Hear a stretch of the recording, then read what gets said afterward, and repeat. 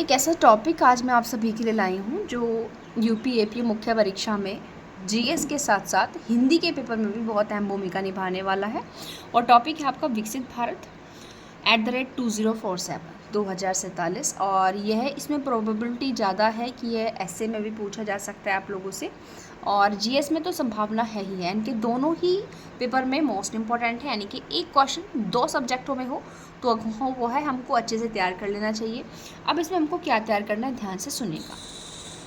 देखिए, सबसे पहले 2047 हमको बताना क्या है कि 2047 भारत को एक विकसित राष्ट्र बनाने का सपना है। 2047 को ही क्यों टारगेट किया गया, क्योंकि 2047 को हमारे देश को स्वतंत्र हुए एक शताब्दी वर्ष पूरा हो जाएगा। 1947 से 2047 तक, यानी कि 100 साल पूरे हो जाएंगे हमें ब्रिटिश गुलामी से मुक्ति मिले हुए। ठीक है, वैसे आज भी हम बहुत सी कुरीतियों के अंदर जकड़े हुए हैं, इतने सालों बाद भी, इतना एआई डेवलपमेंट के पश्चात भी बहुत सी ऐसी चीज़ें हैं जो शायद हमारे देश को कहीं ना कहीं पीछे खींच रही हैं और हमारे देश का हर युवा इस चीज़ को अच्छी तरीके से समझता है।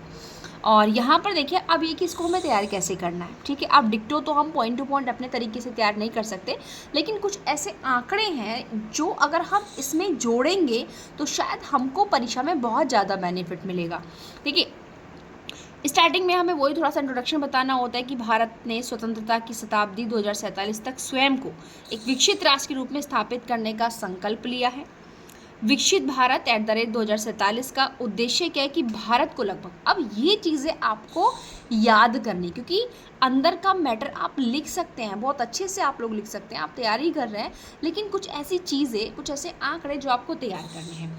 फर्स्ट ऑफ ऑल, भारत की जो अर्थव्यवस्था है ना, उसको 2047 तक $30 ट्रिलियन करने का, ठीक है, पहला जो पर्पज़ है, ये आंकड़े आप तैयार कर लें कि पहला पर्पज़ क्या है कि 2047 तक भारत की अर्थव्यवस्था में को क्या करना है, $30 ट्रिलियन तक पहुंचाना है। पहली कंडीशन, $30 ट्रिलियन भारत की अर्थव्यवस्था को पहुंचाना है।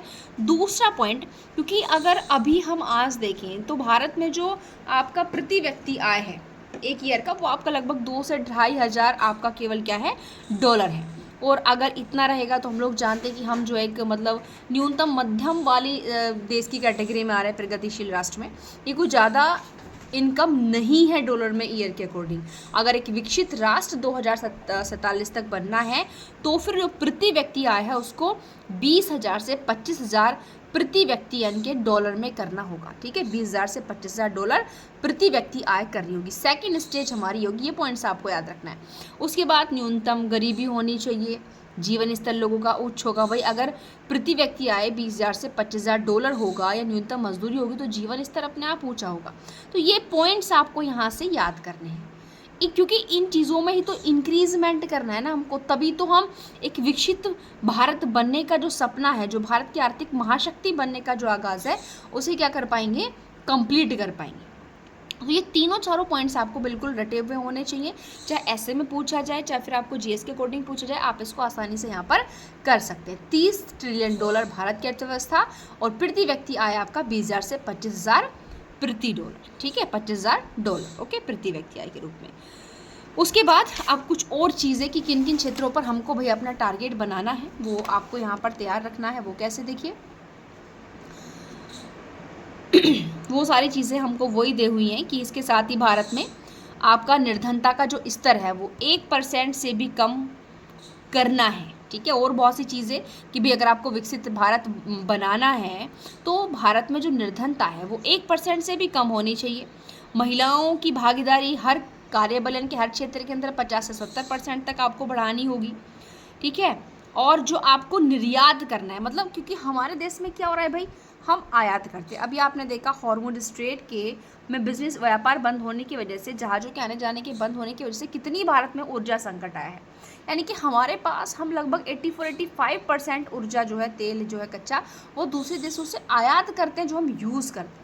अब आप समझ सकते हो कि हम अपनी यूज़ का अगर 85% कहीं और से आयात करेंगे तो हम अपनी इकोनॉमी को इतना डेवलप कैसे कर सकते हैं। क्योंकि अगर एक चीज़ देखी जाए तो हमारे देश में ज़्यादातर आयात ही आयात होता है, बहुत कम चीज़ें निर्यात होती हैं।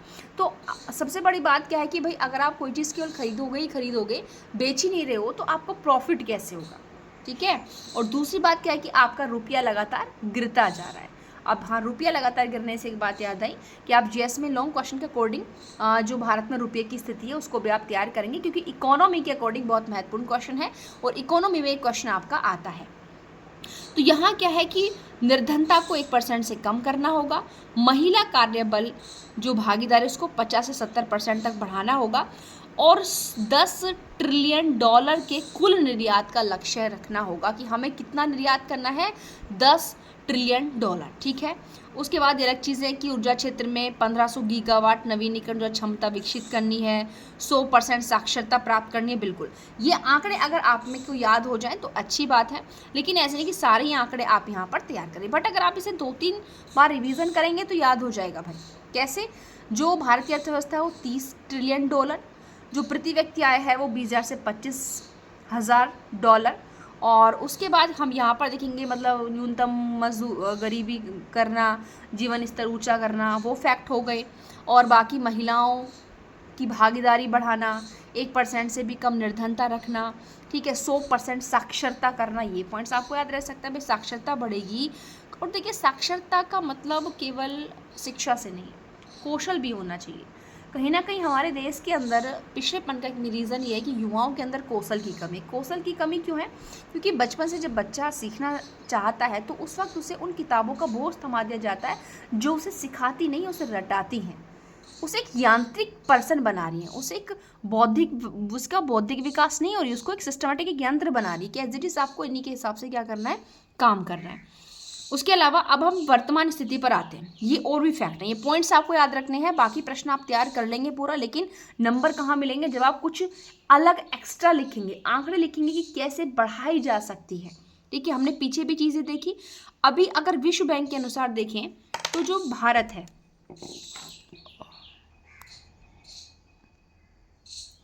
अगर विश्व बैंक के अनुसार देखिए तो वर्तमान में भारत केवल एक निम्न और मध्यम आय वाला देश है। कैसा देश है?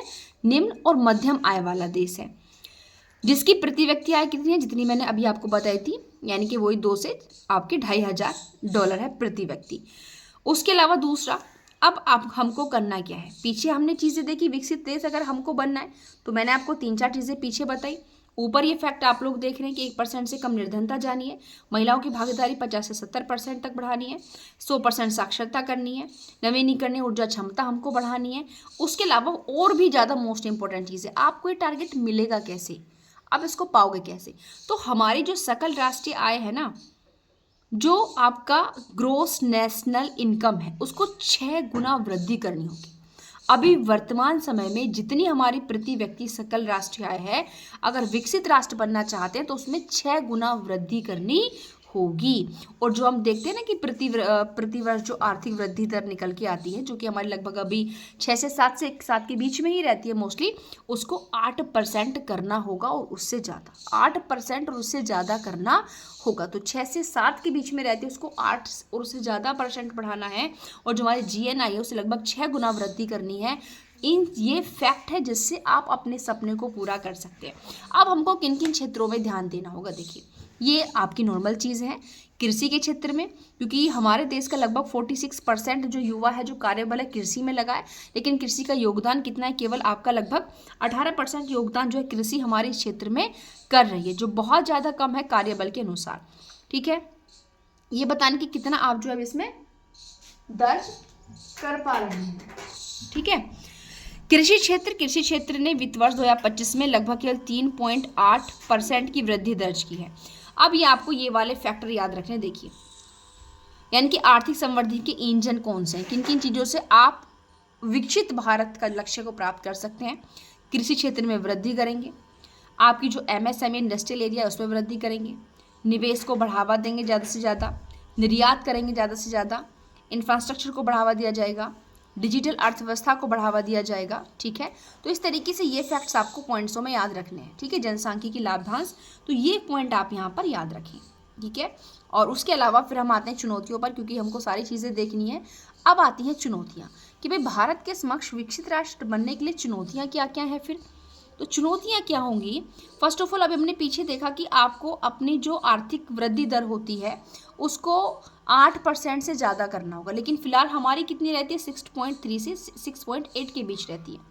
तो हमको कितनी करनी है? 8% से ज़्यादा। तो अभी बहुत ज़्यादा स्ट्रगल की ज़रूरत है, ये भी एक चुनौती है। दूसरा, जो कृषि है, कृषि में हमारा जो इनकम का सोर्सेज है ना, जो मजदूर लोग काम करते हैं वो कितना कर रहे हैं? निम्न मजदूरी आधारित मॉडल है हमारा, ठीक है। निम्न, बहुत कम लोगों को उनका जितना वो काम करते हैं उस हिसाब से मजदूरी नहीं मिलती उनको। तो ऐसे आप एक विकसित राष्ट्र का सपना पूरा करेंगे, आप एक कर्मचारी उसको मेहनत का पैसा भी नहीं देंगे। तीसरा कह रहे हैं कि 46 जो आपका कार्यबल है वो कृषि कार्यक्रम में लगा हुआ है, और कृषि से योगदान कितना हो रहा है? केवल 18% हो रहा है इकोनॉमी में, ठीक है।